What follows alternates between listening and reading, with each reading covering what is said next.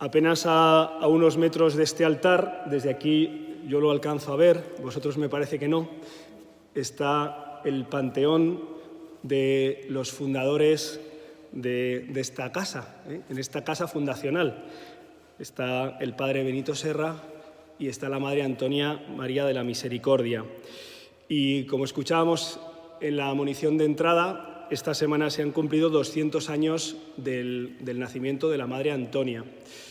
Y pues es un acontecimiento de gracia y para nosotros es algo muy significativo, porque aquí, en Cienpozuelos, fue donde se sembró y donde nació esta obra y esta congregación. Pensaba al escuchar el relato de la zarza ardiente, que también la madre Antonia, Antonia de Oviedo y Xontal, según su nombre en el siglo, pues también se acercó a esa zarza ardiente, primero en su Suiza natal, donde fue educada en la fe y esa siembra, esa palabra, cayó y arraigó en su corazón. Una mujer piadosa. Me da un poco de apuro hablar de la Madre Antonia delante de las hermanas oblatas, pero bueno, como antes o después habrá una conferencia sobre ella y nos enteraremos bien del todo, pues luego se completa o se corrige. Esta mujer tenía unas dotes humanas excepcionales, de inteligencia, también de valentía y de audacia, y por eso muy joven comenzó pues, primero sus estudios, después su labor como educadora. Ella misma emprendió, me parece que apenas con 16 o 18 años, una institución educativa en su Suiza natal, y después los avatares de la vida la trajeron a España a ser educadora, institutriz de las infantas, a las que educó pues, exquisitamente desde el plano humano y también espiritual. Porque ella, cuando se acercó a la zarza ardiente, al fuego del amor de Dios, descubrió a un Dios vivo.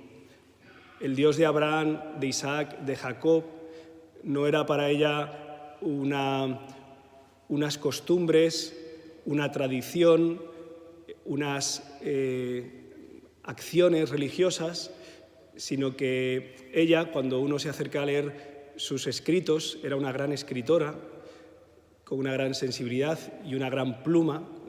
El apostolado de los escritos, como luego años después le reconocería el Santo Padre, el Papa, pues ella en sus escritos plasma esa relación de intimidad, de unión, ese deseo de entrega. Ella se plantea entregarse completamente a Dios muy joven. Lo que ocurre es que a veces los caminos no son tan directos. Igual que Dios hizo caminar al pueblo de Israel por el desierto, no por el camino más directo hacia la tierra prometida, sino avanzando sinuosamente, también a Antonia le tocó ir descubriendo con el paso de los años qué es lo que Dios quería de ella. Lo importante es acercarnos a la zarza ardiente, a la intimidad con Dios, porque ahí encontramos vida, ahí encontramos al que es. Le pregunta Moisés a Dios: cuando me pregunten tu nombre, ¿cuál es? ¿Qué les digo? Yo soy el que es, el Dios de la existencia, el Dios de la vida, el Dios del amor, es el que nos llama a una intimidad con Él, a una vida con Él. Y esto se ve muy bien en la biografía de Antonia de Oviedo y Xontal. Ella, en este caminar de descubrir su vocación, hizo alguna tentativa de ingresar en alguna orden religiosa que finalmente no terminó de cuajar. También en su itinerario se planteó en alguna ocasión la vida matrimonial. Tuvo pues, importantes pretendientes que por distintas circunstancias pues, no llegó a cuajar. Y al final, ya en su etapa de madurez, ya no era una jovencita, se cruzó en su camino el padre José Benito Serra, José María Serra,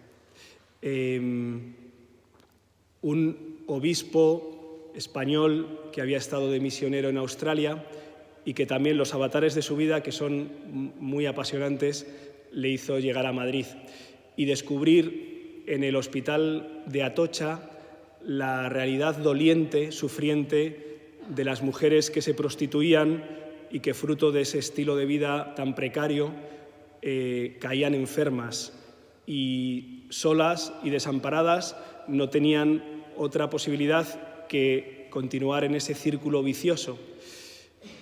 El padre Serra, con un corazón de pastor, se conmovió y buscó la forma de acoger ese grito.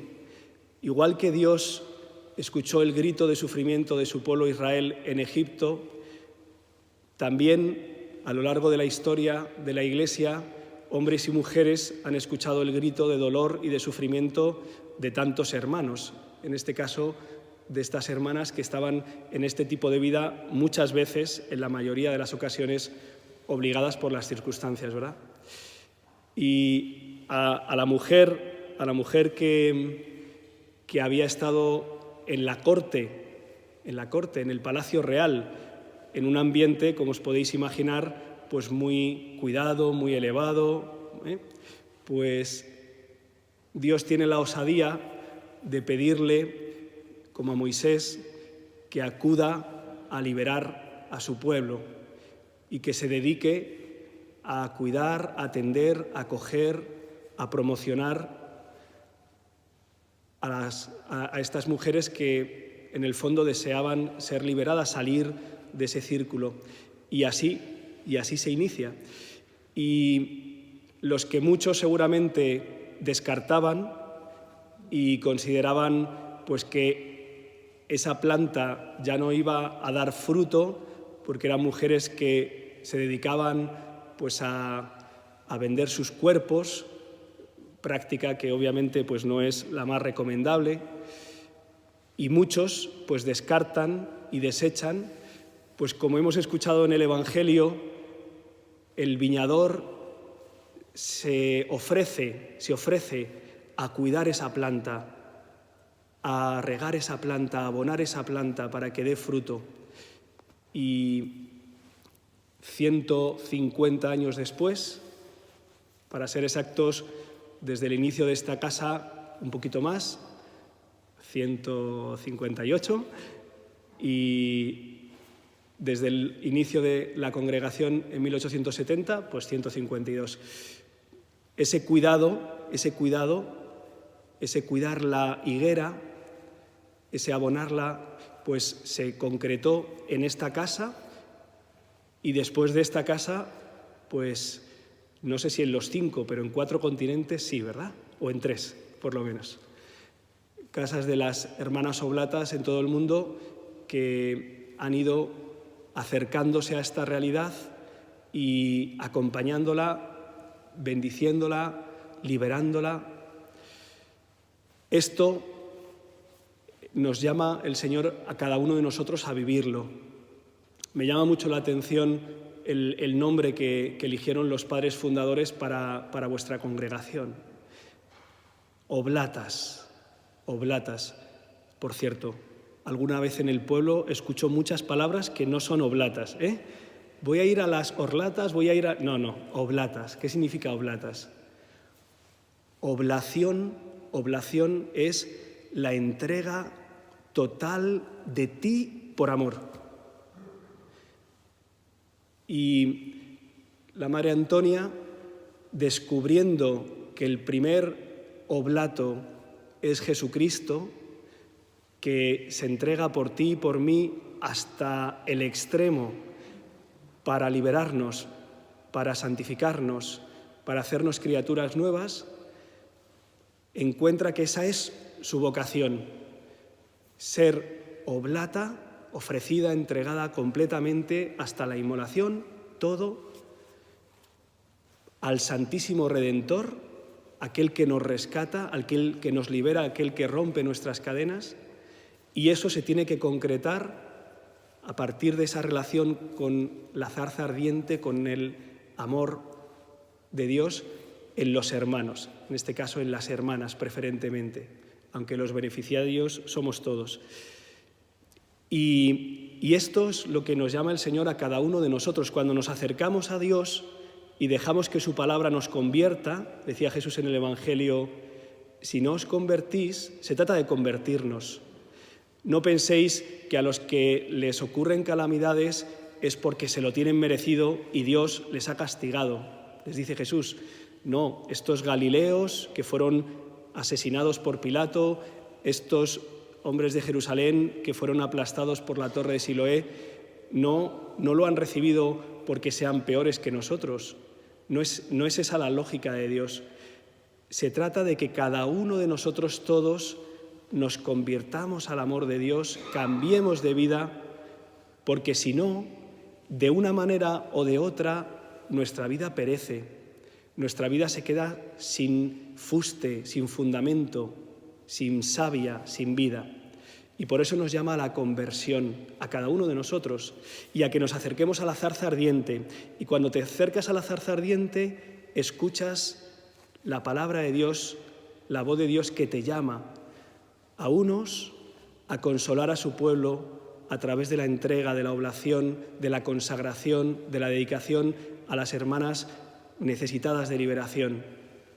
A otros a fundar una familia cristiana y a vivir una iglesia doméstica y a anunciar el Evangelio en medio del mundo, y a todos nos llama el Señor cuando nos acercamos a su llama ardiente a consolar a su pueblo y a anunciar el Evangelio y a construir el reino de Dios. Por eso el Señor no se cansa una y otra vez de llamarnos a volver a Él, a acercarnos a Él para enviarnos. Es como el movimiento del corazón, ¿sí? Contracción para acercarnos a Él.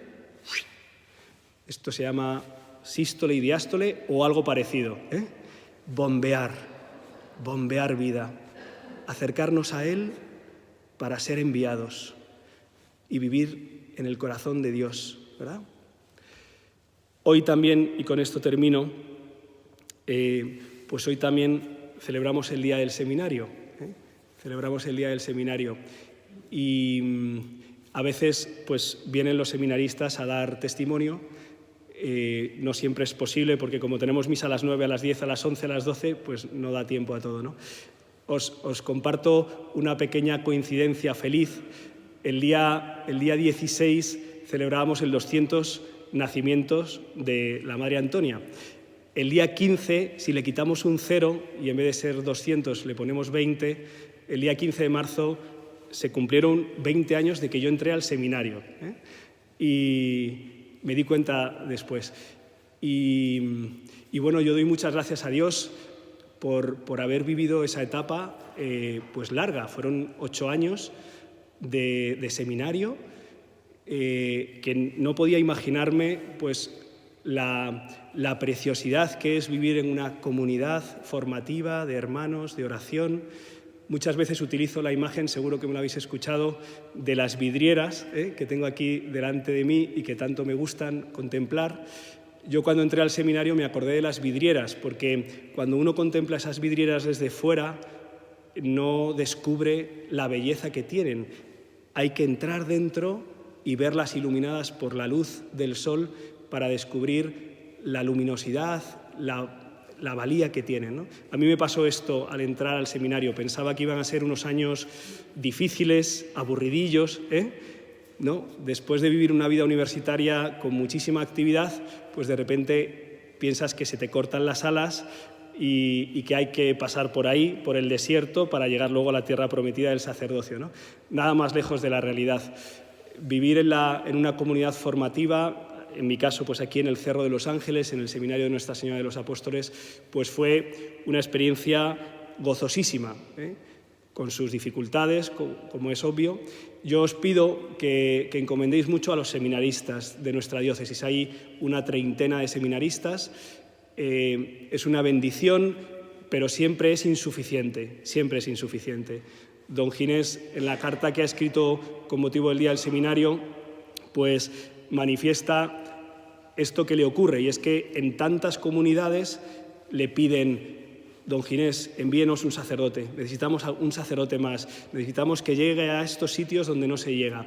Bueno, pues como alguna vez don Ginés ha dicho que los sacerdotes no aparecen porque él los pinte, no los puede pintar, pues vamos a unirnos a esa oración para que el Señor pues siga llamando a jóvenes al seminario, a jóvenes a la vida consagrada, religiosa, también, por supuesto, a la vida matrimonial, para que respondiendo todos, porque todos somos vocacionados, podamos vivir de la escucha de esa llamada, de ir a Él y ser enviados por Él. Vamos a poner todas estas intenciones y deseos en manos de Dios confiadamente. Vamos a pedirle que nos dé la perseverancia en la oración, en la confianza y en el deseo de conversión, para que podamos tener vida y llevar ese fuego de amor de Dios a todos los lugares de la tierra. Que así sea.